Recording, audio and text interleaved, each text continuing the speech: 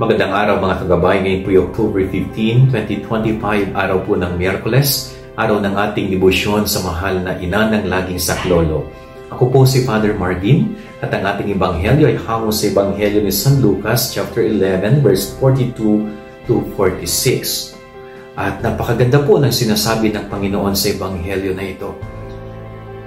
Medyo nagagalit po siya sa mga Pariseyo at mga ibang tao na hindi nagsikap buksan ang kanilang sarili sa Diyos.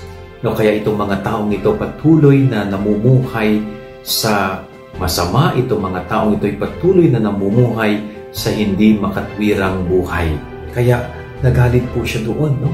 Kumbaga parang naging pakitang tao na lamang yung ginagawa nitong mga to. Hindi na sila naging totoo at naging tapat sa kanilang sarili maging sa Diyos.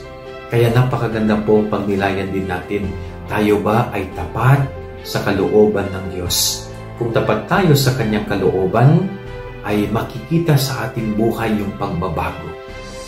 Magkakaroon tayo ng pagpapanibago sa ating buhay kung tayo ay tapat din sa kalooban ng Diyos na sinasampalatayanan natin. Yan ang ating gawing aral ngayong maghapon.